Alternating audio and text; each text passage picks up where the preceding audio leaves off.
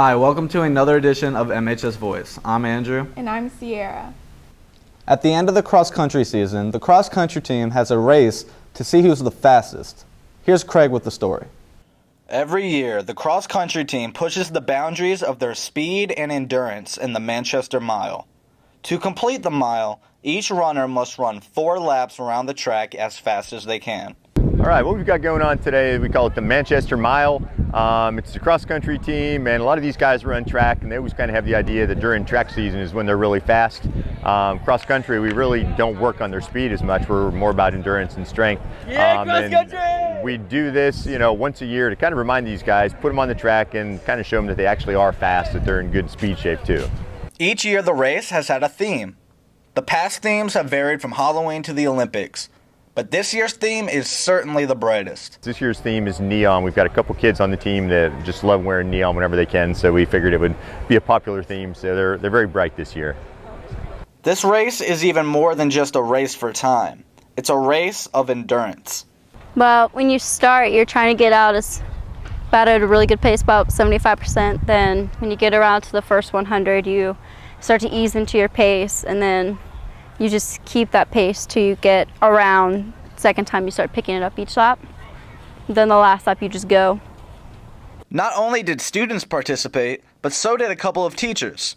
Well, I wanted to come out and cheer for the boys and the girls cross country team because my husband used to coach cross country, and I used to actually run cross country at Manchester. I don't know, it felt pretty good in the beginning, if that's what you mean, and running towards the finish, that's about the most memorable part, I think. Yeah, usually finishing feels the best out of everything. For MHS Voice, this is Andrew reporting.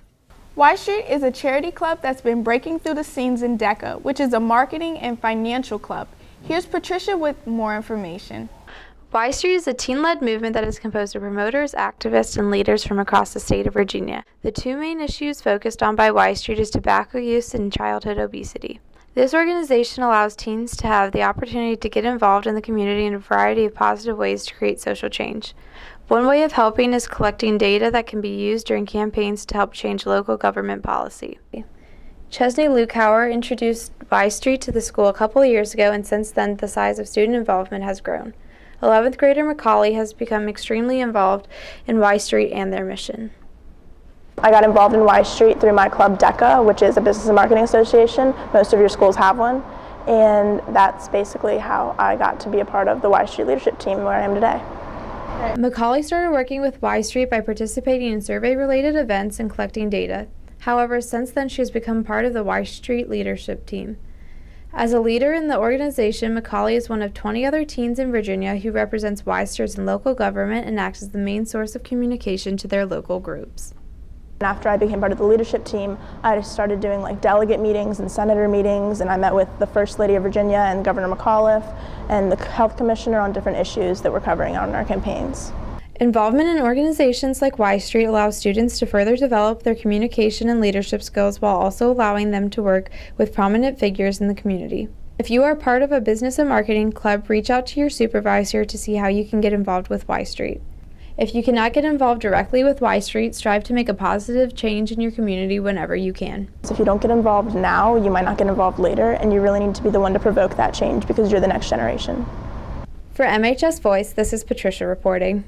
It's that time again. Holidays are right around the corner. Here's 5 tips to make this holiday season a great one. Spend time, not money. Yes, presents are great, but it's more important that you spend time with your loved ones. Black Friday is overrated. Lots of times, Black Friday sales occur online and even throughout the week. The chaos is usually not worth it. Make a resolution this year that you actually stick with. Make a goal for the new year and achieve it.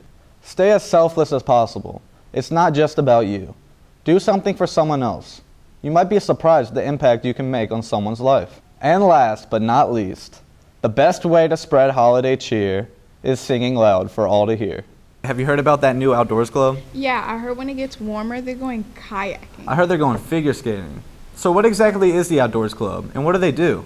Here's Rebecca with the story.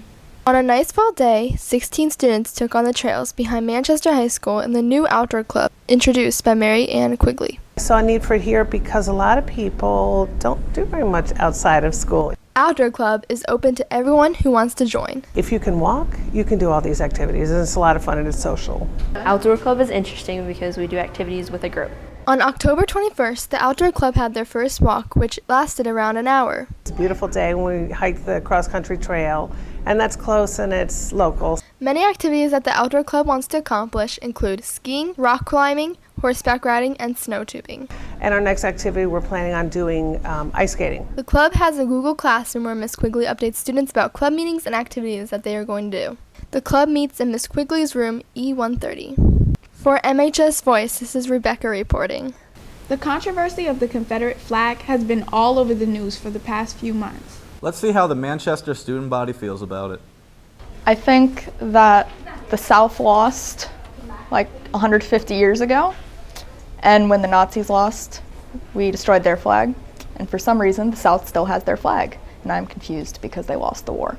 I think I see where people get offended, but it's really not about racial. It just happened during that time period. I think it's just a separation of the 13 colonies of the South and where it begun. It's just the original 13 colonies. Personally, my opinions on the Confederate flag is that at one point it was used in a form of oppression against people of African American descent. So I personally don't think that it should be toted around like it's a good thing. I think the Confederate flag is a symbol of slavery and what the South stood for in the Civil War. I think it only belongs on a Civil War battlefield. Say what it represents is bad, but I think that the government or the Constitution, you're allowed to fly whatever flag you want, just because it's America's part of America's freedom. But it's obviously what it represents isn't very positive. I think the Confederate flag has many meanings, but it's definitely a difference in how you use it. You shouldn't be flamboyant about the flag, and you shouldn't make it something that it's not. If anything, you should use it as a family heritable thing. But it shouldn't be around modern day because we have no use for it other than the fact that it's to show off whether you're what you believe in or what you believed in or your family. Yeah. I think we just need to instill in people the real history behind the Confederate flag primarily, and then it'll, with the future generations, will kind of just fizzle out. One would hope. Yeah, we hope. And the only way it's going to fizzle out is if we don't have it anymore. It's the American dream. I think it's just a way to symbolize how people feel in the South, their pride for being Southern. I feel like we just need to get over it because it's all in the past. And I know a lot of people, they probably still offended, but we just got to learn how to move on from it. If you're at least 16 and weigh 110 pounds and want to save a life or two, Manchester would like you to know that the blood drive is coming up. Sign-ups will be held during lunches, and the drive will take place in the auxiliary gym on November 23rd and 24th. Make sure you bring a valid ID and eat breakfast before donating. Manchester is introducing Lancer alumni Vianne Cox as the school's 8th Bravo Award recipient. Cox is an award-winning stage and screen actress. The Bravo Award is granted to Chesterfield County High School graduates who have proven to be extremely successful in their workforce or community. For years, students have been wondering about the tombstones at the entrance of the school. And thanks to Miss Lockhart, we finally have an answer. Dating all the way back to the 1700s, Henry Clay, a United States Senator, used to own land on which the school sits. But before Manchester was built, Clay's descendants made sure that the ancestors' tombstones would be preserved. But rumor has it the bodies are still underneath Bailey Bridges' gym. Hey Sierra, you used to be on the step team, right? Yeah, you're right. Back in the day when I was young, I'm not a kid anymore, but sometimes I just wish that I could step again. Okay, so students have been waiting all year for the step team to revive itself. Here's Delaney with the story. Kids from all grades have been awaiting the return of the mighty and fearless step team. They stomp like elephants and show the fiercest school spirit. I am the sponsor of the Lancer Evolution Step Team. Every Tuesday and Thursday, the step team practices. We always have our physical activity where we do our running and our calisthenics type exercises, and then we have coaches come in to actually train us on different types of performances and activities. Some of the kids like the step team for more than just the stepping. I like step because it gave me more confidence, and I feel like I grew a family with it. I've gotten a lot of more friends from joining step.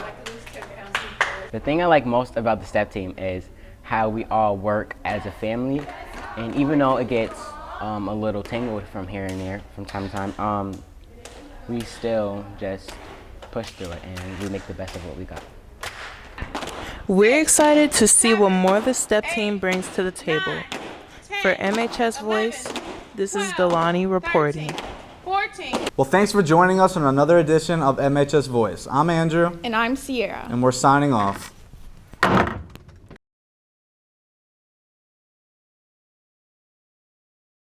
it ain't about how hard you hit. It's about how hard you can get hit and keep moving forward. How much you can take and keep moving forward. That's how winning is done. Pain is temporary. It may last for a minute, or an hour, or a day, or even a year. But the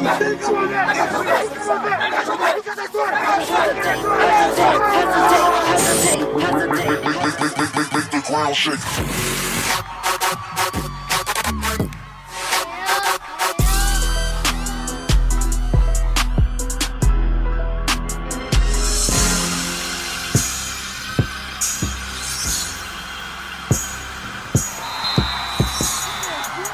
Over the right side, he's in for the Lancer touchdown.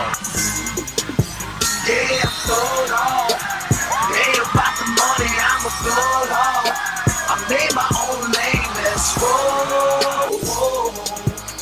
Let's roll.